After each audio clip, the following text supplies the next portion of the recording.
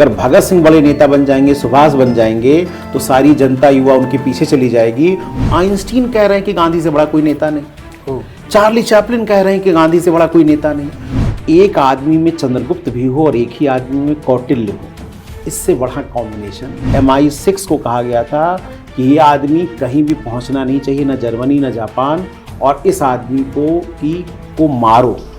तो औरंगजेब की कैद से शिवाजी निकले, ये ग्रेट एस्केप है। और दूसरा सबसे बड़ा ग्रेट एस्केप कौन है कि सुभाष चंद्र बोस अंग्रेजों के बिछाए जाल से निकलकर कहाँ पहुँच गए, बर्लिन। पर याद रखना, जब देश में आज़ादी का दिन आए तो तुम्हें अपनी लॉयल्टी राष्ट्र के लिए रखनी है या अंग्रेजों के लिए रखनी है, तुम तय कर लेना। सुभाष और भगत सिंह बच्चे से लेकर बूढ़े तक ये हमारे एक राष्ट्रीय हीरो हैं, जहाँ कोई प्रश्न नहीं।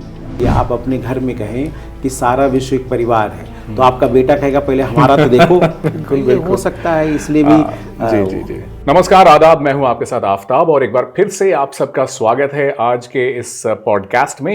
विनय सर, बहुत बहुत आपका आभार व्यक्त करता हूं कि आप शामिल रहते हैं। आज का दिन 23 जनवरी सुभाष चंद्र बोस का दिन है और उन्हीं के लिए कहा जाए कि एक जननायक के तौर पर एक ऐसे नेता रहे हैं जिन्हें हर कोई याद करता है, हर कोई प्रेम करता है, क्योंकि 23 जनवरी उनका जन्मदिन होता है। तो चूंकि आज सुभाष चंद्र बोस जी का दिन है, तो मैं उन्हीं के बारे में आज चर्चा आपसे करना चाहता हूँ। जब सुभाष चंद्र बोस की बात होती है विनय सर, तो ना एक होता है कि हीरोइक पर्सनैलिटी सामने नजर आती है। तुम मुझे खून दो, मैं तुम्हें आज़ादी दूंगा। रोंगटे मतलब खड़े हो जाते हैं। कई फिल्में अगर आप इन्वॉल्व होकर देखें तो रोंगटे खड़े हो जाते हैं। लेकिन साथ में एक ये भी है कि जब वो इस पॉलिटिकल जर्नी में आए, वो तो जब आज़ादी का जंग हुआ वो तो अलग है, लेकिन गांधी जी से बहुत उनको कंपेयर किया जाता है कि उनसे भी बड़े जननायक थे। तो इस बारे में अब थोड़ा चाहता हूं कि आप रोशनी डालें इसके ऊपर। तो आफ्ताब जी, आपके जो प्रश्न थे उसके दो भाग हैं। अच्छा, मतलब जो मैं समझ पा रहा हूँ, जी। और शायद आप ये पूछना चाहते हैं दो भाग में। एक तो कि सुभाष चंद्र बोस गांधी से बड़े नेता हैं या नहीं हैं, और दूसरा भाग इसका है कि वो आम जनता में जो उनकी हीरोइक इमेज है उसके बारे में शायद मेरे ख्याल से बिल्कुल, ऑफ कोर्स। तो मैं एक एक करके दोनों मुद्दों पे बात करूँ जी। अच्छा, जब मैं बात करता हूँ तो एक चीज़ समझने की ज़रूरत है कि मैं इतिहास का छात्र हूँ। अच्छा। तो इतिहास की जब व्याख्या की जाती है तो भावनाओं से नहीं की जाती है। दरअसल हम बहुत लोगों से भावनात्मक रूप से जुड़े होते हैं। तो जब हम बात करेंगे तो तर्क और साक्ष्य पे बात करेंगे। बिल्कुल। हो सकता है किसी को अच्छा लगे, किसी को अच्छा न लगे। पहले प्रश्न का उत्तर देता हूँ कि वो गांधी से बड़े नेता नहीं थे। अब आपके मन में आ रहा होगा, क्यों? हम तो बचपन से यही सुनते आए हैं कि बड़े नेता थे। उसके 4 रीज़न हैं, 4 उसका आधार है कि वो गांधी से बड़े नेता नहीं थे। जी। पहला आधार ये है कि देखिए, भारत एक धार्मिक और आध्यात्मिक देश रहा है। बिल्कुल। और जो आध्यात्मिक देश होता है वहाँ त्याग बहुत बड़ा वैल्यू होता है, उसका आचार व्यवहार बहुत बड़ा वैल्यू। गांधी का जो जनमानस में छवि थी वो राजनेता की नहीं थी, संत की थी। और ये बात अपनी किताब में सुभाष चंद्र बोस ने खुद भी कहा है। अच्छा। कि गांधी राजनेता से ज़्यादा संत हैं। और जो संत होता है आम जनता में उसका एक स्पिरिचुअल, एक नैतिक आधार होता है। करेक्ट। तो भारत की 80-90% जनता गांव में रहती है, और गांव में रहने वाली जनता के लिए वो राजनेता की तरह नहीं कि वो ब्रिटिश सरकार से क्या कर रहे हैं, वो असहयोग आंदोलन चला रहे हैं नहीं चला रहे हैं, वो भारत छोड़ो। उनको है कि एक संत है, एक पवित्र आत्मा है, वो महात्मा है, और वो जो कहेगा उसको हमें क्या करना है, मानना है। मतलब एक राह वो दिखा रहे हैं, उस पे हमें चलना है। तो जाहिर बात है कि संत छवि ने गांधी का कद बहुत बड़ा कर दिया। तो आप राजनेताओं में अगर कहेंगे वो नेहरू से बड़े हैं, तो हाँ, मैं मानता हूँ नेहरू से बड़े हो सकते हैं, पटेल से बड़े हो सकते हैं। पर गांधी, एक तो पहला आधार क्या है कि संत छवि है, और आम जनमानस उन्हें मैं आपको बता रहा हूँ कि सबल्टन हिस्टोरियन एक शाखा है। अच्छा। उसने गोरखपुर में स्टडी किया। उसमें देखा गया कि कहा जाता कि ये एक अफवाह थी कि गांधी जी का पैर अगर कोई धुल कर और पानी पी ले तो कोढ़ रोग, जो ये बीमारियां होती ना त्वचा वाली, एक्जिमा और इस तरह की, ये सब ठीक हो जाती। यानी आम जनता उन्हें भगवान की तरह, वो महात्मा उनके बारे में कहा ही जाता था।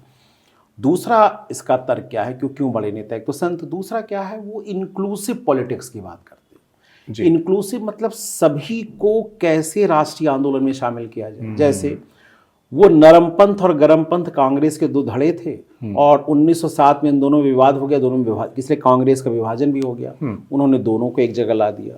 हिंदू और मुसलमान अलग हो रहे थे, मुस्लिम लीग अलग पार्टी हो रही थी, तो 1916 में इन्होंने दोनों को, हिंदू मुस्लिम पार्टियों को भी आपस में मिला दिया। यानी वो उच्च जात, निम्न जात, हिंदू, मुसलमान, सबके नेता हैं। तो जिसका सामाजिक आधार व्यापक होगा उसके पीछे लोग भी क्या होंगे, ज़्यादा होंगे। तीसरा आधार क्या था कि अंग्रेजों के लिए भी गांधी फिट नेता थे। इसका रीजन अंग्रेजों उसका भी देखिए आधार है। आप बताइए, मैं मान लेते हैं कि मैं भारत सरकार का मैं प्रधानमंत्री हूँ जी। और कृषक आंदोलन चला रहे हैं जी। अब कृषक आंदोलन चला रहे हैं तो इस आंदोलन में एक आधार हो सकता है जो संवैधानिक आधार पर बात करें और एक हो जाता है जो उग्र आधार पर बात करें। जी। तो सरकारों को तो निगोशिएशन करना होता है ना। करेक्ट। सरकार किससे निगोशिएट करेगी? जो संवैधानिक दायरे में रहकर बात करे। जो संविधान के दायरे से बाहर जाएगा सरकार उसको निगोशिएशन की नहीं, थ्रेट की तरह देखेगी। अंग्रेजों के लिए सुभाष चंद्र बोस थ्रेट हैं, भगत सिंह क्या हैं? थ्रेट हैं। राइट। और गांधी निगोशिएटर है, जिनसे आप जब आंदोलन चरम पे पहुंच जाए तो हम गांधी एक ऐसा व्यक्ति है जिससे अगर हम बातचीत करें, निगोशिएशन करें तो बात एक जगह जाके क्या हो जाएगी, थम जाएगी। मैं एग्जांपल दे रहा हूँ। जी। गांधी जी ने 6 अप्रैल को दांडी मार्च की यात्रा में नमक बनाया और सविनय अवज्ञा आंदोलन, सिविल डिसोबीडियंट मूवमेंट को क्या कर दिया, शुरू कर दिया। 6 अप्रैल 1930 को आंदोलन शुरू हुआ। 7 अक्टूबर 1930 को भगत सिंह को फांसी की सजा, भगत सिंह और उनके दोनों सहयोगी राजगुरु सुखदेव को क्या कर दी गई, फांसी दे दी गई। 7 अक्टूबर को जब फांसी की दी गई और 24 मार्च 1931 की डेट रखी गई। इधर सविनय अवज्ञा आंदोलन चरम पे धीरे धीरे क्या हो रहा था, पहुंच रहा था। उधर छात्रों युवाओं में भाई भगत सिंह, युवाओं का, सुभाष चंद्र बोस, सभी लोग उनके पीछे खड़े थे कि इनकी फांसी क्या होनी चाहिए, रुकनी चाहिए। यानी एक युवाओं का हुजूम जो था वो एक नायक को, 23 साल की उम्र, भगत सिंह की उम्र क्या थी, 23 साल ना, और वो आदमी फिलॉसफर है, वो आदमी युवाओं के दिलों में राज कर रहा है, वो एक नायक की तरह आ रहा है। तो जाहिर बात है कि सविनय अवज्ञा आंदोलन का आधार क्या होने लगा, बढ़ने लगा। धीरे धीरे आंदोलन ऊपर की तरफ क्या होने लगा, बढ़ने लगा। 24 मार्च को फांसी होनी थी, उससे 19 दिन पहले 5 मार्च को गांधी और लॉर्ड इरविन में समझौता हो जाता है कि सविनय अवज्ञा आंदोलन क्या होगा, रुक जाएगा। अच्छा, क्यों रोका गया? एक विचार ये है कि अगर हम पहले समझौता कर लेंगे तो क्या होगा, जो आंदोलन की धारा चरम पे 24 मार्च तक हो सकता था वो क्या हो जाता, बहुत ज़्यादा हो जाता, वो आंदोलन क्या हो गया, थम गया। तो अंग्रेजों के लिए गांधी कौन है, निगोशिएटर, जो आंदोलन की धारा को क्या कर देते हैं, रोक देते हैं अपनी शर्तों पे, लेकिन अपनी शर्त रखते हैं। पर आंदोलन को सरकारें हमेशा, वो आज की हों या पहले की हों, उन्हें निगोशिएटर चाहिए होता है जो आंदोलन की धारा को क्या कर दे, एक जगह जा पर क्या कर दे, रोक दे। और 24 मार्च की जगह उनकी फांसी 23 मार्च को ही, आपने सुना होगा, एक दिन पहले ही फांसी दे दी गई। उनकी डेड बॉडी किस तरह से की गई है वो तो कभी भगत सिंह पे बात होगी तो करेंगे। तो गांधी, तीसरा आधार क्या था कि जब अंग्रेजों के लिए निगोशिएटर हैं तो अंग्रेज और उसके जुड़े हुए जो मीडिया है, आप बताइए आज की सरकार, क्या कोई सरकार के खिलाफ मीडिया जा सकता है? तो अंग्रेजों के खिलाफ जाने की तो सोच ही नहीं सकते। तो जो इमेज है गांधी की वो हमेशा ऐसी पोर्ट्रे की जाएगी, अंग्रेज संरक्षित मीडिया, और वो भी इंग्लिश मीडिया, स्टेट्समैन, इस तरह के अखबार क्या निकालेंगे कि सबसे बड़ा नेता कौन है, गांधी। क्योंकि ये अंग्रेजों के हित में है कि गांधी बड़े नेता क्या हो रहे हैं, क्योंकि वैसा नुकसान नहीं करेंगे ये जैसा कि सुभाष या भगत सिंह कर सकते थे। और भगत सिंह मेरे ख्याल से एक ऐसे पॉपुलर नेता रहे जो पाकिस्तान में भी बेइंतहा उनकी हर जगह। देखिए, सुभाष और भगत सिंह पे मैं बात, अगला जो आपका प्रश्न है उसमें जोड़ के बताऊंगा। तो फिलहाल मैंने कहा 4 आधार में पहला आधार क्या था, संत छवि थी। तो आम भारत की आध्यात्मिक उसमें क्या थे, बसे हुए थे। दूसरा क्या था, इंक्लूसिव पॉलिटिक्स में था कि वो हर धड़े को अपने साथ लेकर क्या कर सकते थे, चल सकते थे। और इंक्लूसिव पॉलिटिक्स में ये भी मुद्दा था कि वो हर आदमी के मुद्दे को उठाते थे। वो कोई राष्ट्र की बात नहीं कर रहे थे, वो कहते नमक बना लो, शराब को क्या कर दो, रोक दो। ये मुद्दे आम तो आम जनता की जो चीज थी वो उन तक पहुंच पाती थी, वो कर पाते थे इस उनकी बदौलत। हाँ, मतलब सेंसिबिलिटी के साथ थोड़ा सा मामला तो दूसरा ये आधार था। तीसरा क्या था, अंग्रेजों के लिए भी यही सबसे बड़े फिट नेता थे, क्योंकि अगर भगत सिंह बड़े नेता बन जाएंगे, सुभाष बन जाएंगे, तो सारी जनता युवा उनके पीछे चली जाएगी। और वो तो थ्रेट है, वो निगोशिएटर नहीं, वो क्या है, थ्रेट है। तो इसलिए फिट है। पर उससे भी बड़ा रीजन क्या था, चौथा जो मैं बताने जा रहा हूँ जी। इंटरनेशनल पॉलिटिक्स में गांधी दरअसल बहुत बड़ा नाम था। रीजन उसका देखिए तर्क है। सुभाष चंद्र बोस का नारा है नेशन फर्स्ट, तो जाहिर बात है वो लोकलाइज्ड साउथ इंडियन सब कॉन्टिनेंट के नेता है। गांधी का विचार है पीस, शांति। 1915 से 1945 जरा याद रखिए, गांधी का जब चरम है। गांधी 1920 तक आते आते भारत के सबसे बड़े नेता बन जाते हैं जी। और राष्ट्रीय आंदोलन में इसको कहा जाता है गांधीयन एरा, गांधी का युग था जी। इस 30 साल में जरा वर्ल्ड देखिए कैसा है। 2 विश्व युद्ध लड़े गए। आप सोचिए, भारत बांग्लादेश पिछली बार 12-13 दिन लड़ा जा रहा है, 18 दिन लड़ा जा रहा है, 65 का कितने दिन लड़ा है। यहाँ एक एक युद्ध 4 साल 6 साल लगातार क्या हो रहा है, चल रहा है। और लाखों करोड़ों लोग मारे जा रहे हैं। तो पूरा यूरोप और इंटेलिजेंसिया जो था युद्ध से परेशान था। आम आदमी चाहता था कि शांति आए। पहला वर्ल्ड वार देख लिया, सेकेंड वर्ल्ड वार देख लिया, तो जो यूरोपियन इंटेलिजेंसिया खाए पी लोग जो है ना, वो शांति पे ज्यादा उनका, हाँ, बिजनेस का भी काफी नुकसान हो रहा है भाई, बस सिर्फ एम्यूनेशन ही चलेगा, बाकी तो नुकसान ही। गांधी दरअसल विश्व में एक उम्मीद बने शांति के, अहिंसा के, कि राष्ट्रों का मामला अगर कोई हो तो वो युद्ध से ना हल किया जाए, किससे हल किया जाए, बातचीत से और बातचीत से। तो दरअसल इंटरनेशनल मीडिया और इंटरनेशनल इंटेलिजेंस, आइंस्टीन कह रहे हैं कि गांधी से बड़ा कोई नेता नहीं, चार्ली चैपलिन कह रहे हैं कि गांधी से बड़ा कोई नेता नहीं। तो दुनिया के जो आइकॉन हैं, वो परिस्थितियां समझिए यूरोप की, जहां पर लोग युद्ध से बहुत त्रस्त हैं और हर कोई युद्ध की ही बात कर रहा है इस समय। वहां एक आदमी दुनिया के कोने में एक पीस बनकर उभर कर, मसीहा बनकर, अहिंसा बनकर। तो इंटरनेशनल मीडिया चूंकि वो अपील कर रहे हैं ना दुनिया को, तो जब दुनिया को अपील कर रहे हैं तो दुनिया भर में उनके शिष्य हैं, दुनिया भर में उनके क्या हैं, फॉलोअर हैं। पर एक आदमी कह रहा है नेशन फर्स्ट, राष्ट्र सब कुछ है। तो राष्ट्र की चेतना में याद रखिएगा, में भी युवाओं के दिल में गांधी से बड़ा नाम क्या हो सकता है, सुभाष का। पर दुनिया के मैप में देखेंगे तो फिर 20वीं सदी में, मेरा मानना है 20वीं सदी में गांधी से कोई बड़ा नेता नहीं था। ये आपके पहले प्रश्न का क्या हुआ। एक चीज़ और जवाब आपने दे दिया। एक चीज़ और मुझे इसमें ये सवाल क्यों आया मेरे जहन में, ये मैं बताना चाहता हूँ आपको कि जब इलेक्शन हुआ था, जब वो कांग्रेस में थे सुभाष चंद्र बोस, तो इलेक्शन में वो 2 साल इलेक्शन रहे और जो पता चला है कि वो उन्होंने गांधी को हराया भी था 2 बार। हाँ, गांधी के प्रतिनिधि को, मतलब गांधी जिसको चाहते थे, जिन्हें गांधी सपोर्ट सितार मैया को। हाँ जी जी, लेकिन आम बातचीत में तो यही कहते हैं जी, आम आदमी, क्योंकि गांधी जी वाकई चाहते थे कि सितार मैया जीते और सुभाष हार जाएं। मैंने इसीलिए कहा, जो आदमी कहेगा नेशन फर्स्ट, तो नेशन में उसकी छवि क्या होगी, बहुत व्यापक। जी जी जी जी। पर जो कहेगा वर्ल्ड में पीस आए, विश्व बंधुत्व आए, वो नेशन की सीमाओं से परे है। तो जाहिर बात है, कई बार आप ही बताइए, आप अपने घर में कहें कि सारा विश्व एक परिवार है, तो आपका बेटा कहेगा पहले हमारा तो देखो। बिल्कुल हो सकता है, इसलिए भी जी जी जी। ये बड़ा दिलचस्प लगा जानते हुए कि गांधी जी जिन्हें सपोर्ट कर रहे थे, उनको भी सुभाष चंद्र बोस ने हराया। अब अगला सवाल यही है कि हीरोइक इमेज की जो मैंने कहा था ना, आपके सवाल का जो दूसरा हिस्सा था, हीरोइक इमेज इतना ज्यादा है इनका कि हर युवा, आज भी अगर हम बात करेंगे तो युवाओं में जोश भर देता है उनके वो जो भी बातें उन्होंने कही हैं। और मुझे लगता है संगठित तौर पर जिस तरह से सही एनर्जी का इस्तेमाल उन्होंने किया युवाओं का, और जो कॉम्बिनेशन बिठाए, वो कमाल रहा है, जो बहुत इंस्पिरेशनल रहा है एज ए लीडर। बिल्कुल। देखिए, उसका रीजन है, सुभाष चंद्र बोस, भारत की सर्वश्रेष्ठ परीक्षा होती है ICS, जो आज IAS होती है, उसको इंडियन सिविल सर्विसेज कहते थे। इंडियन सिविल सर्विसेज टॉपर थे वो, मतलब उन्होंने ICS टॉप किया। जी।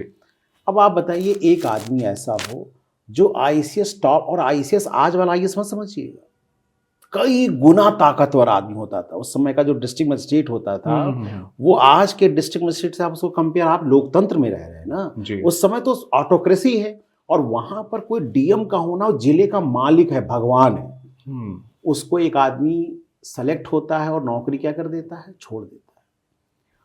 तो एक आम आदमी के दिमाग में आज देखिए कि आप देख रहे होंगे कुंभ में भी आया था कि एक IITian था, बाबा बन गया, उसका नाम कितना हो गया। तो सोचिए एक आईसीएस अगर ऐसा हो जो कहता है कि मैंने इसलिए दिया कि मैं दिखाना चाहता हूं एग्जाम कुछ नहीं है, पर मैं तुम्हारी नौकरी नहीं करूंगा, तुम्हारी गुलामी नहीं करूंगा, गुलामी नहीं। ये युवाओं का जो विश्वास है, आत्मविश्वास है, उसको क्या कर देता है, बढ़ा देता है। तो पहले तो एक आईसीएस ऑफिसर से, दूसरा क्या थे, वो तर्कवादी थे। कहा जाता है जब वो नौकरी छोड़ के आए और गांधी 1920 में असहयोग आंदोलन चलाया जा रहा था, तो वो रीजन पे, तर्क, इमोशन पे बात नहीं कर रहे थे। वो महात्मा किसी को ऐसे नहीं मानते थे।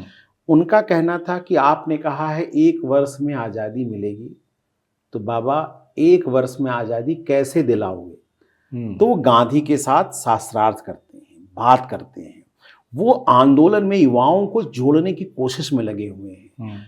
तो 1938 में, 39 में जब 2 साल वो थे, तो उन्होंने प्लानिंग कमेटी बनाई, और कि भारत में जितने भी उस समय चुनाव हुए थे, तो 8 राज्यों में कांग्रेस की सरकार थी जी। तो उस समय वो चूंकि कांग्रेस के अध्यक्ष थे, तो उन्होंने एक प्लानिंग नियोजन समिति बनाई और नेहरू को उसका अध्यक्ष बनाया। अच्छा। उस प्लानिंग कमेटी का, उसी को आधार बनाकर आकर चलकर प्लानिंग कमीशन 1950 के बाद बना। और भी कई घटनाएं हुई। तो क्या कहते हैं कि वो सोशलिस्ट नेचर के थे, युवाओं के बहुत ही प्रिय थे। और दूसरा, वो एक हद तक क्या है कि वो गांधी से इसलिए अलग हैं क्योंकि उनको लगता था केवल अहिंसा से आज़ादी नहीं मिल सकती जी। तो जाहिर बात है कि एक आदमी जो आईसीएस को ठुकरा चुका हो, समाजवाद का प्रणेता हो, विचारक हो, तो जरा सोचिए, एक आदमी में चंद्रगुप्त भी हो और एक ही आदमी में कौटिल्य हो, इससे बड़ा कॉम्बिनेशन। भाई, आपने भारत का जो पहला साम्राज्य देखा, उसमें एक विचारक है कौटिल्य जी, और एक लड़ाका है सेनापति, कौन है? चंद्रगुप्त। सुभाष एक ऐसा व्यक्ति है जिसमें एक विचारक भी है जी, एक स्ट्रेटेजिस्ट भी है। वो आदमी 1940 में, आप सोचिए, अंग्रेज नजरबंद करते हैं। तरीका देखिए स्ट्रेटेजिस्ट का क्या है। अंग्रेज उनको गिरफ्तार कर लेते हैं जी। सेकेंड वर्ल्ड वॉर चल रहा था, तो अंग्रेजों ने उनको क्या किया? गिरफ्तार किया। गिरफ्तार करके उनको जेल में बंद कर दिया। तो उन्होंने अनशन कर दिया और कहा कि मैं अनशन तब तक करूंगा जब तक मुझे जेल से या तो छोड़ा जाए या मैं मर जाऊंगा। अंग्रेजों को लगा कि भाई अगर ये मर गया जेल में तो सारा हमारे ऊपर आ जाएगा और इस समय क्योस फैल जाएगा। तो उन्होंने नज़रबंद कर दिया। वो आदमी नज़रबंद किए हुए जब चारों तरफ MI6, सोचिए MI6 कौन है? ब्रिटिश की जो आपकी रॉ है जैसे ना आजकल, वैसे उनकी वहाँ पे 2 हैं। MI5 आपकी IB जो ना इंटेलिजेंस ब्यूरो जो घरेलू मामले देखती है, तो वहाँ MI5 है, और जो MI6 है वो जो विदेशी मामले देखती है। MI5 MI6 इतना बड़ा थ्रेट था सुभाष चंद्र बोस की, दोनों लगे थे, भारत का पूरा इंटेलिजेंस लगा था। उसके बावजूद भी वो अपने घर से निकलकर क्या हो गए? बर्लिन पहुंच गए। रास्ता क्या चुना उन्होंने? रास्ता चुना उन्होंने यहाँ से पेशावर होते हुए, रूस होते हुए और जर्मनी की यात्रा की। आप सोचिए, वो एकमात्र भारत के ऐसे नेता थे जहाँ पर MI6 को कहा गया था कि इनको मारो, इनकी हत्या करो। क्या कभी सुना कि गांधी को मारने की बात हुई? नेहरू को मारने की बात आई? मारने की बात MI6 को कहा गया था कि ये आदमी कहीं भी पहुंचना नहीं चाहिए, न जर्मनी न जापान, और इस आदमी को मारो। यानी एक ऐसा आदमी जो ग्रेट स्केप, अगर हमारी हिस्ट्री में पिछले 400, 500, 700 सालों में देखें तो औरंगजेब की कैद से शिवाजी निकले, ये ग्रेट स्केप है। और दूसरा सबसे बड़ा ग्रेट स्केप कौन है? कि सुभाष चंद्र बोस अंग्रेजों के बिछाए जाल से निकलकर कहाँ पहुंच गए? बर्लिन। और ये भी इतना आसान नहीं होता है अगर आपकी छवि वैसी ना हो, क्योंकि जिन्होंने भी मदद की होगी, जाहिर सी बात है, शायद कहीं ना कहीं या तो जानते होंगे या नहीं जानते होंगे। अगर जानकर भी बहुत लोग ऐसे होंगे जिन्होंने इसको कहीं ना कहीं किया होगा और सपोर्ट किया। और लोगों ने, देखिए मैंने कहा ना कि आज आप बताइए, मैं आपको घर में, आज आपकी सरकार, यूपी सरकार आपको नज़रबंद कर दे और पूरी फोर्स लगा दे, STF लगा दे, IB लगा दे, रॉ लगा दे, मैं कह रहा हूँ आप लखनऊ से बाराबंकी नहीं जा पाओगे। बिल्कुल। कई बार आप इमेजिन नहीं कर पाते हो, जैसे कोई युवा सुनता है, कई दर्शक सुन रहे होंगे, उनको लग रहा होगा बड़े कहने चले गए होंगे। आप एक बार करके देखो, आपके पीछे आईवी लगी हो, रॉ लगी हो, आपको एक घर में बंद कर घर दिया, से बाहर निकलना घर से मुश्किल हो जाएगा। बाहर, उन्होंने कैसे, वो एक पूरी कहानी है, कई बार फिल्में भी बन चुकी हैं, वो मुद्दा अगर हम लोग डिस्कस करेंगे, उनका एस्केप का रूट अगर डिस्कस करेंगे, जी। उनकी कहानियां, वो बहुत ही बड़ी लंबी कहानी है। तो खैर, आम आदमी जब ये सुनता था ना कि आदमी चला गया, 1942 में वो बर्लिन रेडियो शुरू किया और वहां से उन्होंने सेना के लोगों को कहना शुरू किया कि तुम सेना की वर्दी पहनो, पर याद रखना जब देश में आज़ादी का दिन आए तो तुम्हें अपनी लॉयल्टी राष्ट्र के लिए रखनी है या अंग्रेजों के लिए रखनी है, तुम तय कर लेना। अंग्रेज डर गए, अंग्रेजों को लगा एक तो सेकेंड वर्ल्ड वॉर में हम वैसे ही फंसे हुए हैं और एक आदमी इस तरह की बात कर रहा है। तो दरअसल सुभाष चंद्र बोस का जो पूरा जीवन है ना, वो युवाओं को, जहाँ ऊर्जा होगी, उत्साह होगा, जहाँ जोश होगा, जहाँ संघर्ष की, युवा का मतलब ये क्या है, युवा का मतलब उम्र से नहीं है, युवा का मतलब है ऊर्जा से, संघर्ष से। ये भी लगता है विनय सर कि कहीं ना कहीं जब हम देखते हैं कि कोई इंसान इतना संघर्ष कर रहा है और इतने तिगड़म से निकल कर आ रहा है और इतने जो जाल बिछाई गई है और लोग, सरकारें उसके पीछे पड़ी हैं और सबको आगे काटते हुए, चकमा देते हुए कहीं पहुंच रहा है और वहां पर आकर वो ऐलान कर देता है। तो ये तो एक मतलब किसी के अंदर जोश भरने के लिए बहुत काफी है। आप ये सोचिए, एक तो रास्ता किस तरह से उन्होंने, वो तो बड़े घर के ना ICS निकाल चुके हैं उस अंग्रेजों के जमाने में, यहाँ लोग आज नहीं निकाल पा रहे हैं। उसके बाद पढ़ा लिखा सभ्य आदमी कहीं उससे यात्रा कर रहा है, कहीं इतना रिस्क लेकर, जहां पर पूरी एक, भाई दुनिया की अगर टॉप 5 आप अगर एजेंसियां मानेंगे जो जासूसी संस्थाएं, उसमें MI6 का भी नाम आता है। अरे जेम्स बॉन्ड की फिल्में देखो, MI6 ही वाली तो हैं। तो सोचिए कि इतने लोग लगे हों और वो आदमी उनके हाथ से निकल कर क्या हो जाए, बर्लिन तक पहुंच जाए, वो भी एक रूट, लैंड रूट पकड़ के चला जाए और किसी को कानो कान खबर न होगी, तो ये हमारे अंदर रोमांच को क्या कर देता है, भर देता है। और इतने बड़े बड़े बाहर के नेताओं से मिले, हिटलर तक से वो मिले। नहीं, हिटलर से मिले। और खास बात क्या है, हिटलर से उनको समझाया गया था, कहा जाता है कि समझाया गया था कि आप हिटलर, चूंकि हिटलर तो फ्यूहरर था भाई, वो तो है, आप उनके सामने कैसे बात करेंगे किस तरह, पर उन्होंने बिल्कुल आंखों में आंखें डाल के, यहाँ तक ये भी एक कहानी है कि हिटलर ने पहले एक नकली आदमी को भेजा था। अच्छा। तो ये अपनी जगह से उठे ही नहीं, बैठे रहे। तब दूसरी बार जब हिटलर आया तो उसने कहा तुमने पहचाना कैसे? कहा कि वो आंखों में देख के ही मैं जान जाता हूँ कि कौन आदमी नहीं। क्या बात। तो ये जो कहानियां, उनके साथ जो कहानियां है ना सुभाष की, वो कोई भी हुआ होगा, वो तो मुझे खून दो मैं तुम्हें आज़ादी दूंगा। और वो ये मत सोचिए, आप 5 रेजिमेंट बनाई, उसमें नेहरू का नाम रखा, रानी लक्ष्मीबाई का नाम रखा। जब सिंगापुर से उन्होंने आह्वान किया तो भले ही गांधी के साथ उनके मतभेद हों, पर गांधी जी को राष्ट्रपिता उन्होंने कहा। सिंगापुर रेडियो से 1944 में जब उन्होंने कहा कि राष्ट्रपिता अपने बेटों को आह्वान करो कि हम देश की आज़ादी की लड़ाई क्या हो, ये जो व्यक्तित्व उभर कर आता है सुभाष का ना, वो हम जैसे, आप जैसे कोई, हम लोग का बचपन बीता होगा तो इन्हीं कहानियों के साथ हम क्या हुए होंगे, बड़े होंगे। वैसे भी ज्यादा इंस्पिरेशनल तो वॉरियर ही हमेशा, और योद्धा तो आम जनमानस में अपनी एक अलग, और विशेषकर युवाओं में, आम जनमानस में योद्धा जो होता है उसकी छवि क्या होती है। तो जाहिर बात है कि सुभाष हीरोइक इमेज रखते थे।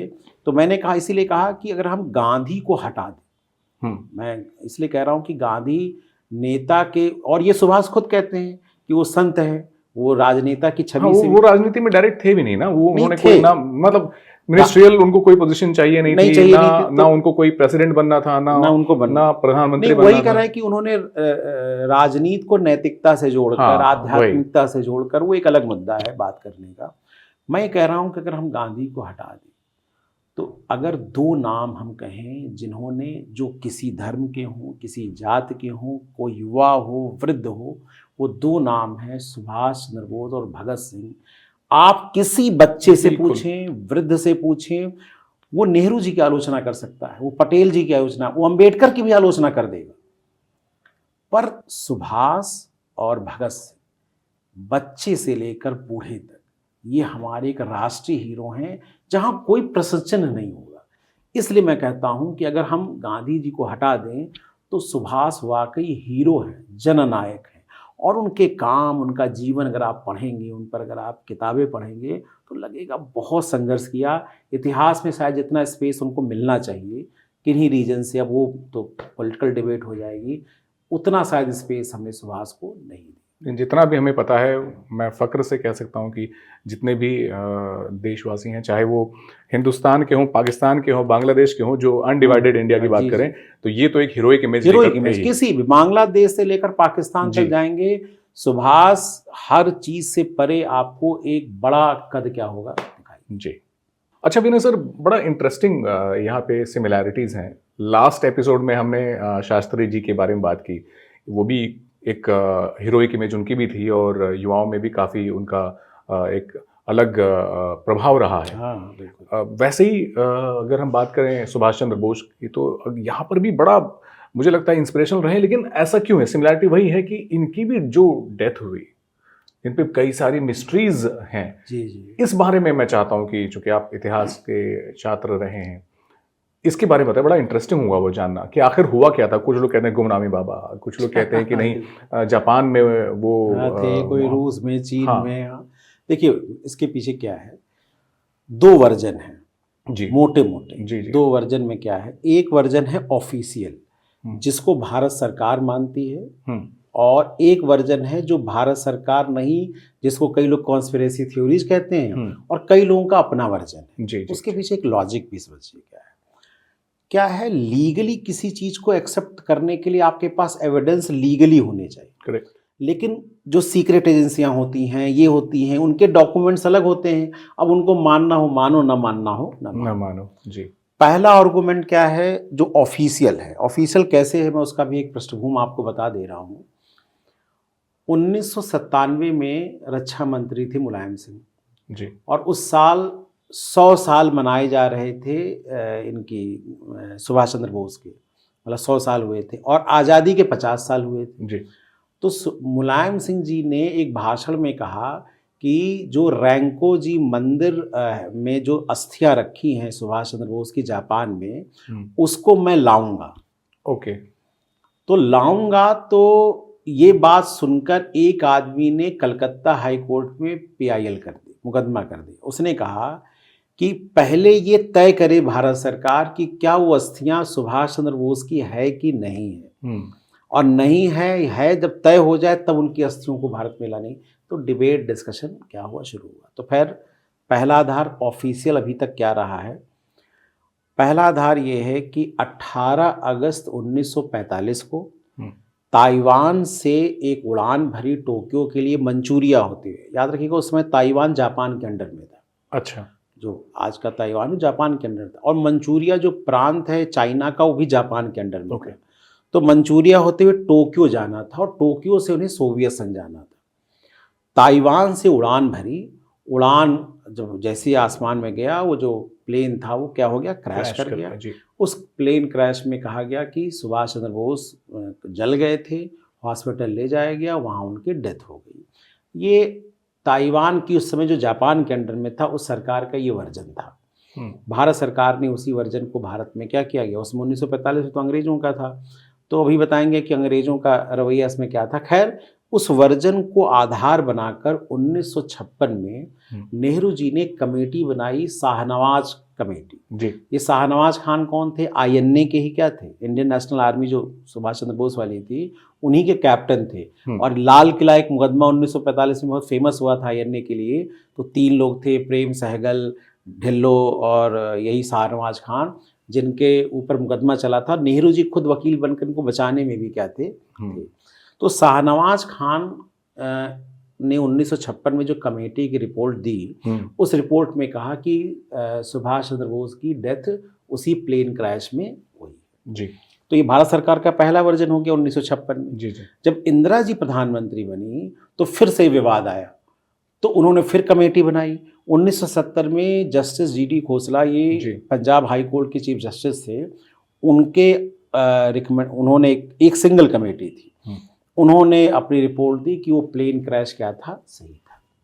ओके। यानी ऑफिशियल वर्जन 1956 में सरकार का रिपोर्ट आया, 1970 में सरकार की रिपोर्ट आई, 2017 में एक आरटीआई लगाई, मोदी सरकार जब थी, आरटीआई लगा के कहा गया कि सुभाष चंद्र बोस का क्या है, डेथ का सरकार का क्या स्टैंड है। तो सरकार ने ये कहा कि हम उस ऑफिशियल स्टैंड को क्या करते हैं, स्वीकार करते हैं। प्लेन क्रैश वाला है। यद्यप हम, लेकिन एक चीज उन्होंने जोड़ दी, यद्यप हम ओपन है नए फैक्ट्स के लिए। अच्छा, मतलब उन्होंने कहा अभी तो हमारा ऑफिशियल स्टैंड वही है, लेकिन हम ओपन है नए इसके लिए। खैर, ये जो जर्नी है 1945 से और अब 2025 आ चुका है, इन पूरे जर्नी में सुभाष चंद्र बोस का एक हमने का ऑफिशियल स्टैंड ये है कि वो प्लेन क्रैश में मारे गए जी। दूसरा पक्ष मैंने कहा वो बाबा बनाया जाए या कोई कहे रूस में है, चीन में, यही है नॉन ऑफिशियल। उसको हम कैटेगराइज क्या कर रहे हैं कि नॉन ऑफिशियल है कि भाई सुभाष चंद्र बोस मरे नहीं थे, वो प्लांटेड था और वो जिंदा रहे। किस रूप में रहे वो एक अलग मुद्दा है। बाबा के रूप में रहे या रूस में रहे या चीन में रहे या क्या है, वो तो अभी बताएंगे, अलग मुद्दा है। नॉन ऑफिशियल ने पहले काउंटर किया कि जो प्लेन क्रैश की थ्योरी है वो क्या है, गलत है। ओके। तो काउंटर करने का आर्गुमेंट उन्होंने क्या दिया, अब आर्गुमेंट जरा सुनिए। 15 अगस्त 1945 को जापान ने सरेंडर कर दिया जी, और सुभाष चंद्र बोस जापान के साथ लड़ाई लड़ रहे थे जी। और सरेंडर करने के तीसरे दिन प्लेन क्रैश होता है। यानी कुछ ऐसा था कि अब जापान इस स्थिति में नहीं था कि सुभाष चंद्र बोस की क्या कर पाए, मदद कर पाए, प्रोटेक्ट कर पाए, मदद कर पाए। और अंग्रेज जो जीते थे लड़ाई, अमेरिका और ब्रिटेन जो जीत रहा था, उनके लिए तो वो वॉर क्रिमिनल थे सुभाष चंद्र। हाँ बिल्कुल। तो 15 अगस्त को सरेंडर करते हैं। ये खबर 16 अगस्त तक बाहर जाती है। 16 अगस्त को साइगोन वियतनाम का जो जगह है वहाँ से उड़ान भर के 17 अगस्त को पहुँचते हैं और आगे की यात्रा उनकी शुरू होनी थी ताइवान से आगे की। तो आप सोचिए उस समय की स्थिति में टोक्यो जब सरेंडर कर चुका है तो टोक्यो पहुँच के वो क्या करते। ये बात भी सही है, मतलब आर्गुमेंट है। मैं ये नहीं कह रहा हूँ, मैं देखिए मैं तो छात्र हूँ, मैं जो लिखी गई है, जो किताबों में है, वही जिक्र हम यहाँ पे कर रहे हैं कि भाई जब जाहिर सी बात है कि अंग्रेज जीत गए और जापान को सरेंडर करना पड़ा यूएस के वो बॉम्बार्डमेंट के बाद। जर्मनी हार चुका है जी पहले ही, तो जर्मनी में सुसाइड कर चुका है हिटलर और जापान सरेंडर कर चुका है, तो कौन सही होगा? सेंस तो बनता दिखता नहीं है। हाँ, तो पहला आर्गुमेंट ये था कि इस रीजन से जो प्लेन क्रैश था वो प्लांट किया गया था। मतलब ये बात आर्गुमेंट में पहली चीज जी। दूसरी चीज कही गई कि जब साइगोन मतलब वियतनाम से उनका प्लेन उड़ा, जिस विमान में ले जाया गया, उस विमान में सुभाष चंद्र बोस को पहले कहा गया अकेले बैठो। अच्छा। तो उन्होंने कहा नहीं, हम एक आदमी और बैठाएंगे। तो उनके एडीसी जो थे हबीबुर रहमान, जिनका नाम था, कर्नल हबीबुर रहमान उनके साथ बैठे जी। अब कर्नल हबीबुर रहमान सबसे स्ट्रांग विटनेस हैं जिनके आधार पर शाहनवाज कमेटी ने अपनी रिकमेंडेशन क्या की, दी थी जी। हबीबुर रहमान बच गए। हबीबुर रहमान के जितने स्टेटमेंट रिकॉर्ड किए गए उसमें बड़ा कॉन्ट्रडिक्शन है। जैसे उन्होंने कहा कि आग लगी गैसोलीन में, पेट्रोल से सुभाष चंद्र बोस भीग गए थे, जल गए, आप कैसे बच गए? उन्होंने कहा मैं, चूंकि ठंड लग रही थी तो मैं बहुत मोटे कपड़े पहने था और सुभाष चंद्र बोस पतले कपड़े पहने थे, सिंगल। तो लोगों ने कहा जब ठंड लग रही थी तो सुभाष चंद्र बोस कोई गरीब तो थे नहीं कि वो कपड़े उनको, तुम्हारे लीडर एडी, अब बताइए एडीसी कह रहा है कि हम गर्म कपड़े पहने और जो हमारा लीडर है वो क्या है, एक सिंगल वर्दी पहन के क्या है बैठा हुआ, इसलिए भीग गया, पेट्रोल से मैं बच गया। दूसरा, हबीबुर रहमान जब आईएनए में पहले पकड़ा गया पुलिस ने, फिर छोड़ दिया उनको। छोड़ने के बाद वो पाकिस्तान चले गए। पाकिस्तान में वो 1948 की कश्मीर युद्ध में पाकिस्तान से लड़े भारत के खिलाफ। अच्छा। चाइना डेस्क में भी वो चाइना के साथ जो काम हो रहा था पाकिस्तान का, उसमें मीडिएटर की भूमिका निभा रहे हैं। तो लोगों ने कहा हबीबुर रहमान की प्रासंगिकता ही घेरे में है। अब एक प्रश्न ये भी था कि वो पाकिस्तान ही क्यों गए, उसमें पीछे की दंगे हुए, उनका मन, एक तो ये भी थ्योरी है। दूसरी थ्योरी क्या थी, देखिए जिन्ना जो थे वो टू नेशन थ्योरी पे काम कर रहे थे और सुभाष चंद्र बोस नेशनल यूनिटी पे, उनके लिए तो धर्मनिरपेक्षता बहुत बड़ा वैल्यू था। बिल्कुल। तो सुभाष चंद्र बोस को बहुत लोग नापसंद करते थे, पर हो सकता है खुल के ना बोल पाए, भारतीय नेता, पर जिन्ना के लिए तो ये टू नेशन थ्योरी का जो भी विरोध करेगा वो आदमी तो उनके लिए अगेंस्ट ही हो गया। अगेंस्ट ही था। तो जिन्ना ने इसलिए उनकी मृत्यु पे बहुत ज्यादा कोई राय भी नहीं रखी। नेहरू जी ने कहा गलत हुआ, गांधी जी ने कहा गलत हुआ, बहुत सब लोग ने कहा बहुत बड़ा नेता थे। जिन्ना ने तो ये भी नहीं कहना जरूरी समझा कि बड़े नेता। दूसरा, जिन्ना तो अंग्रेजों के पपेट थे और अंग्रेजों का सबसे बड़ा दुश्मन कौन है? सुभाष चंद्र बोस। तो ये भी कहा गया कि जिन्ना बढ़िया विकल्प था कि एक ऐसे आदमी को जिसमें भारत के लोग संदेह की नजर से देख रहे हैं कि तुम बच गए और सुभाष मर गए, उसी प्लेन में तुम भी थे, उसी प्लेन में क्या थे? सुभाष चंद्र बोस थे। तो तुम कैसे बचे? तो लोगों के मन में संदेह रहा होगा, जो भी रहा होगा। और फिर जब वो पाकिस्तान चले गए, कश्मीर की 1948 की लड़ाई में भाग भी ले लिए, तो लोगों का संदेह क्या हो गया? और गहरा गया। अच्छा, ये जो बात आप बता रहे हैं हबीबुर रहमान की, ये जो उन्होंने तो उस समय दिया होगा ना 1945 में, लेकिन जो कमेटी बनी नेहरू जी ने बनाई तो वो तो शाहनवाज, उन्होंने प्राइमरी एविडेंस इन्हीं का लिया। पुरानी बात को मतलब वहां पे कोट किया उन्होंने। नहीं, भाई साक्ष्य चाहिए ना आपको। हाँ। तो साक्ष्य में प्राइमरी साक्ष्य की प्लेन क्रैश हुआ था वो कौन था? हबीबुर रहमान। पर वो तो पाकिस्तान में चले गए तो उनसे बुला के लिया गया। अच्छा, जो कमेटियां होती हैं हर जगह पहुंचती जी। दूसरा, शाहनवाज खान पे प्रश्न था। अच्छा, लोगों ने कहा शाहनवाज खान तो 1-1.25 साल केवल सुभाष के साथ रहे थे। हाँ। दूसरा, वो कांग्रेस के शुरू से आजादी बाद मेंबर रह गए। कांग्रेस से सुभाष ने तो 1940 में अलग पार्टी बना ली थी कांग्रेस से अलग होकर। तो उन्होंने कहा, और 1956 में जब शाहनवाज ने रिपोर्ट दी, उसके अगले साल इनको मंत्री बना दिया गया। 1957 में शाहनवाज खान को मंत्री का दर्जा दे दिया गया। तो लोगों का कहा कि एक तो शुरू से कांग्रेस ही रहे, तो उन्होंने कहा कि ये भी शाहनवाज पे भी विश्वास नहीं है। दूसरी एक और इम्पॉर्टेंट बात थी, शाहनवाज कमेटी में 3 लोग थे जी। शाहनवाज के साथ एक मेंबर थे सुरेश चंद्र बसु, जो सुभाष के बड़े भाई। उन्होंने आर्गुमेंट जब, क्योंकि भाई कमेटियां तो हर जगह सबका एविडेंस लेंगी, सभी लोगों से वो इकट्ठा कर रही थी, बात कर रही थी। सुभाष के जो बड़े भाई थे सुरेश बसु, उन्होंने साइन करने से मना कर दिया। रिपोर्ट जब सबमिट हुई तो सुरेश चंद्र बसु ने प्रेस कॉन्फ्रेंस करके कहा कि मैं ये रिपोर्ट मैनिपुलेटेड है, मैं इस रिपोर्ट से बिल्कुल सहमत नहीं हूं। और उन्होंने साइन करने से क्या कर दिया? मना कर दिया। तो संदेह क्या हुआ? और ज्यादा बढ़ गया। भाई जब एक कमेटी का आदमी कह रहा है और आप उसके बावजूद भी सपोर्ट, मतलब बहुमत के आधार पे आप स्वीकार कर सकते हैं, लेकिन लोगों का ये मानना था कि इसमें कोई ना कोई, जब उनके बड़े भाई कह रहे हैं, और उन्होंने आरोप नेहरू जी पे लगा दिया कि मैनिपुलेशन में नेहरू जी का क्या है, प्राइम मिनिस्टर का हाथ है। तो लोग, चूंकि क्या है सुभाष, ये बात लोगों के दिमाग, देखिए इतिहास में तो साक्ष्य नहीं है, लोगों का एक दिमाग होता है। लोगों को लगता था कि अगर सुभाष जिंदा होते तो नेहरू प्रधानमंत्री न बन पाते। सुभाष को जनता और लोग, कांग्रेस भी, चूंकि कांग्रेस में चुनाव जीत ही चुके थे जी। तो शायद आपको ये सुन के हैरानी होगी, 1947 में कांग्रेस कमेटी ने तो पटेल को चुना था ना जी प्रधानमंत्री बनने के लिए। नेहरू जी को तो गांधी जी ने पटेल से कहा कि अपना नाम वापस ले लो, तो नेहरू जी बने थे। उन्होंने कहा कि पटेल तो शायद गांधी जी की बात मान गए, सुभाष चंद्र बोस शायद ना मानते।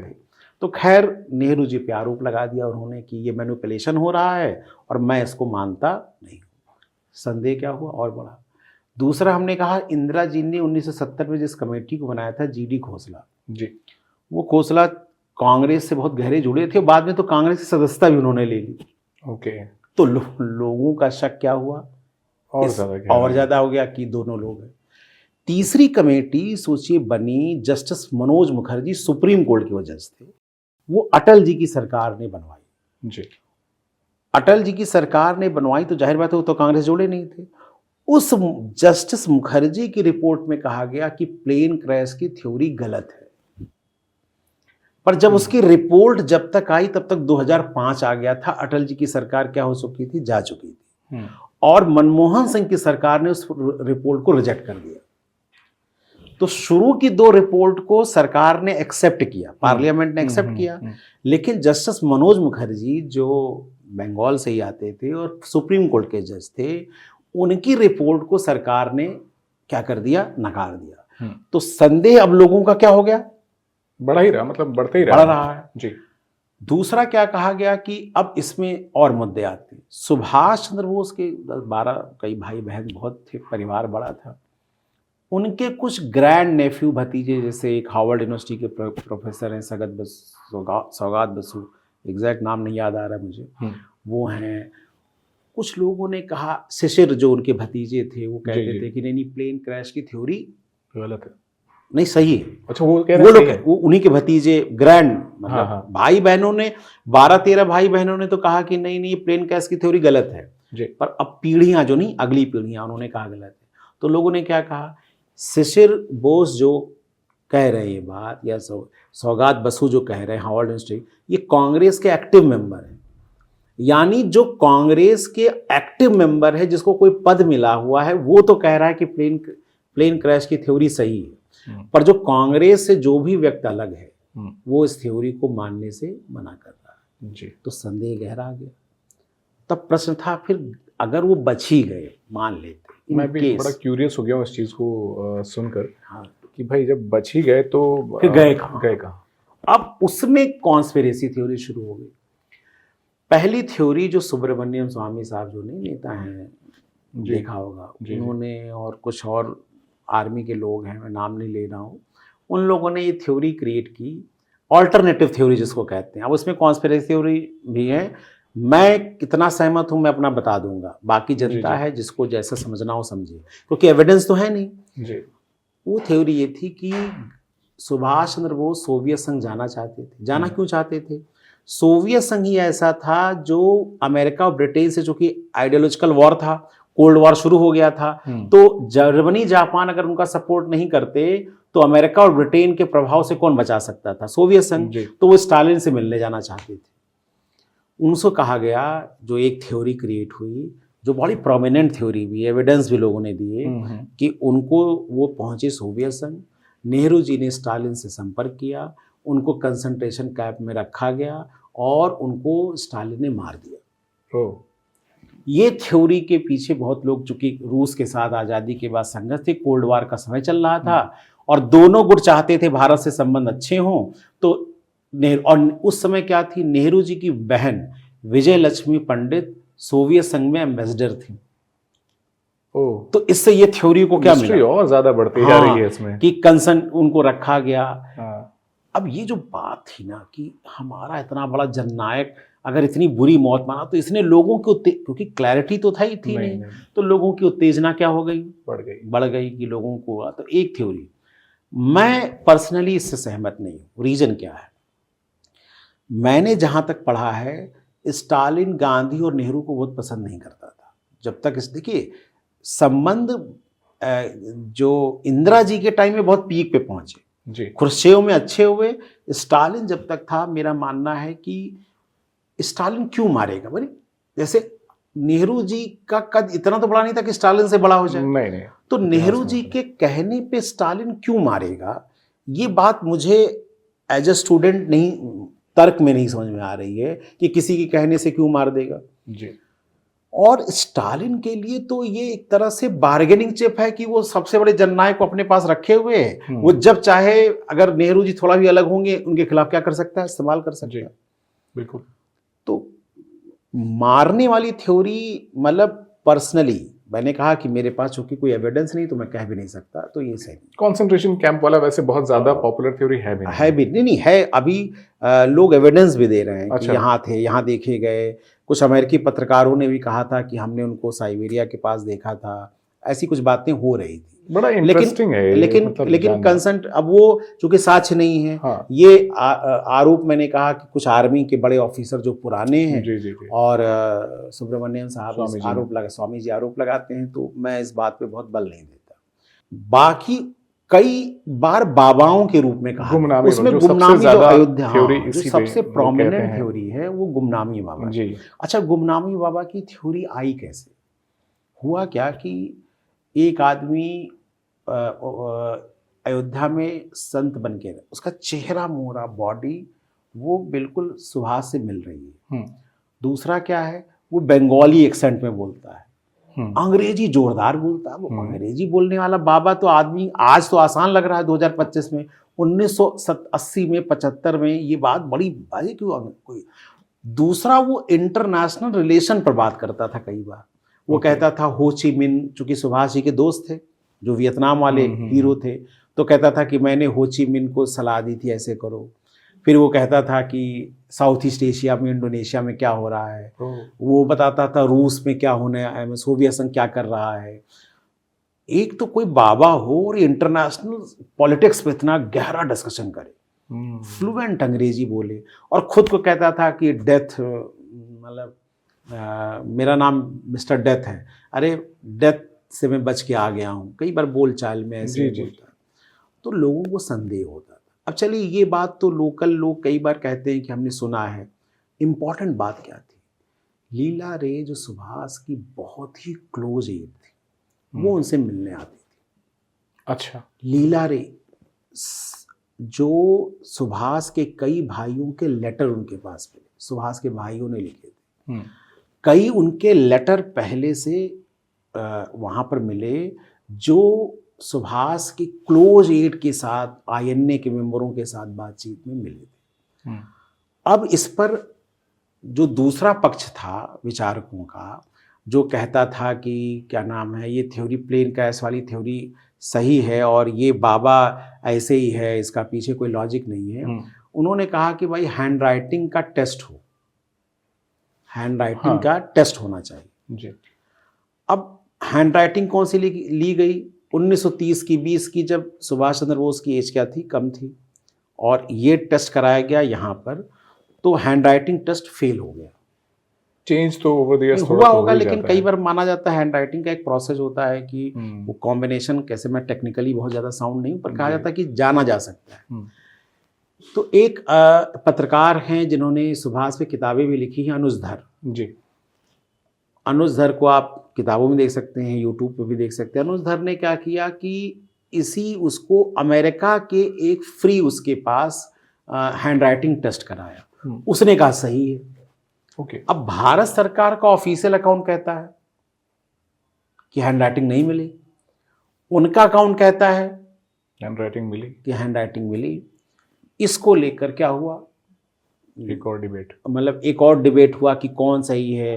अनुज धर जैसे लोगों का या उनकी टीम का मानना है कि भारत में तो हर चीज़ मैनिपुलेटेड है, अमेरिका में इतना संभव नहीं, लेकिन भारत में तो रिपोर्ट बदली जा सकती है, या उनका आर्गूमेंट है इसके पीछे जी। मैंने कहा कि क्या सत्य है तो ईश्वर जाने, मैं तो वो बात बता रहा हूँ जो डिबेट में और डिस्कशन में क्या होती है, जो डॉक्यूमेंटेड है वो आती है। दूसरा फिर ये आया कि रैंको जी मंदिर में जो अस्थियां रखी हैं उसका डीएनए टेस्ट हो, ये मांग की गई। अब डीएनए में क्या हुआ, भारत सरकार ने इंटरेस्ट नहीं लिया, कई लोग की सरकारें आई गई, उन्होंने कहा रुचि नहीं ली, रुचि ली गई तो बाद में ये कहा गया कि भाई जब उनको राख जला दी गई तो डीएनए संभव, तो जल गए थे पूरा। तो लोगों ने कहा जब जल गए थे तो कोई फोटो होगी, मरने की कोई फोटो नहीं।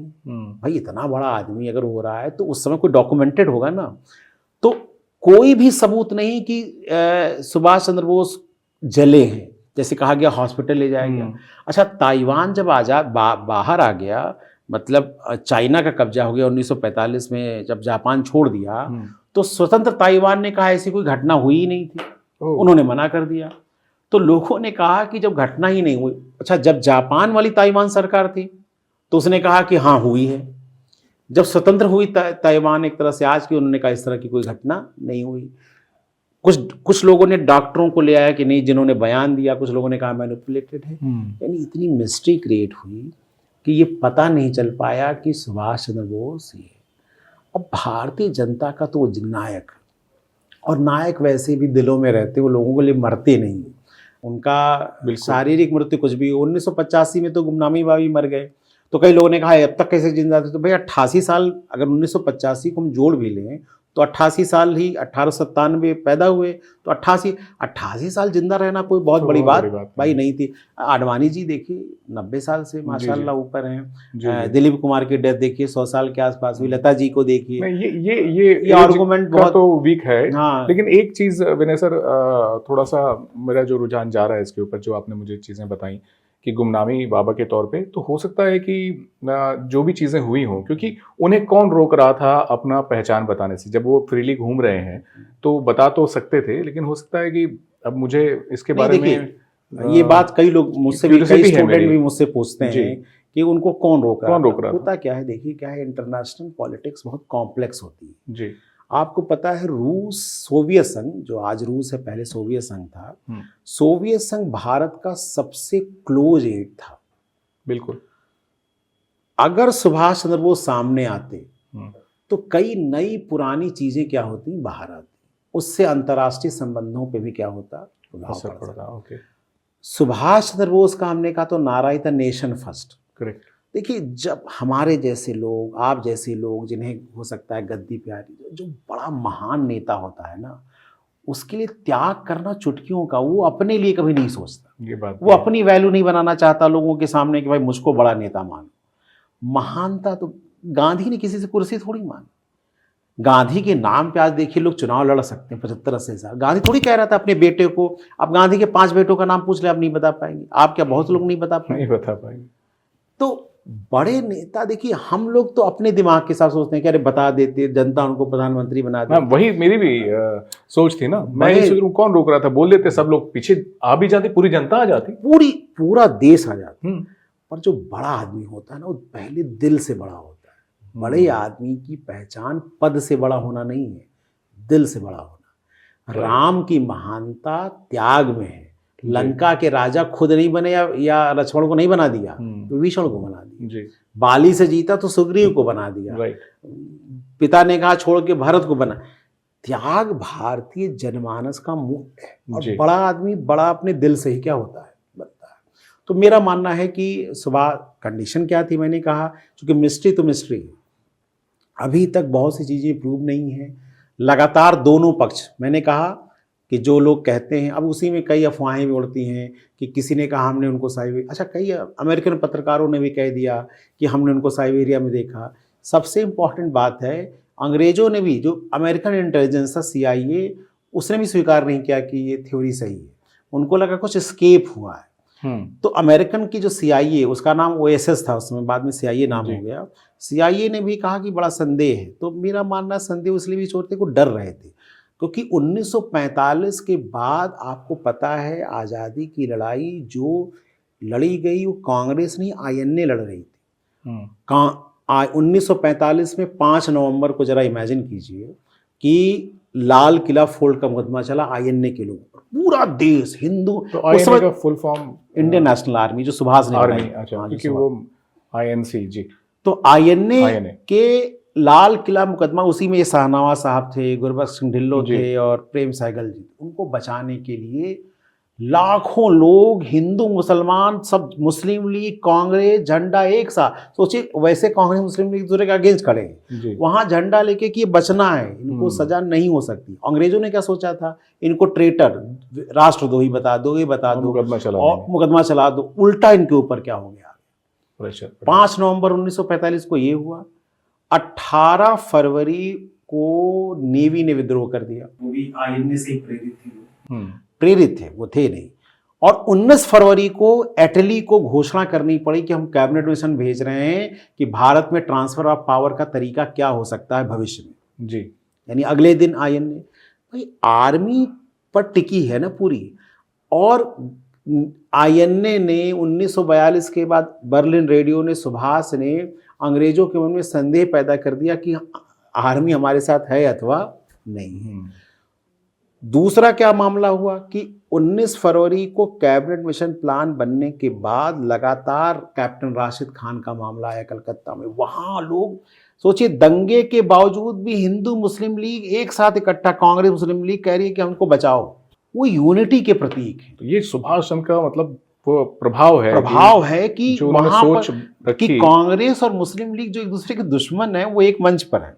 क्योंकि ये बहुत कमाल की बात है जो आपने कहा कि वो यूनिटी और नेशन फर्स्ट की बात करते थे और सबको एक साथ जोड़ के चलना चाहते थे। जिन्ना के लिए भी खतरा है वो। हाँ, मेरे ख्याल से तो अंग्रेजों से हर पॉलिटिकल पार्टी के लिए खतरा हो गया। अंग्रेज क्या चाहते थे कि ट्रांसफर ऑफ पावर पीसफुल हो, तो निगोशिएशन किसके साथ कर सकते थे, कांग्रेस के साथ।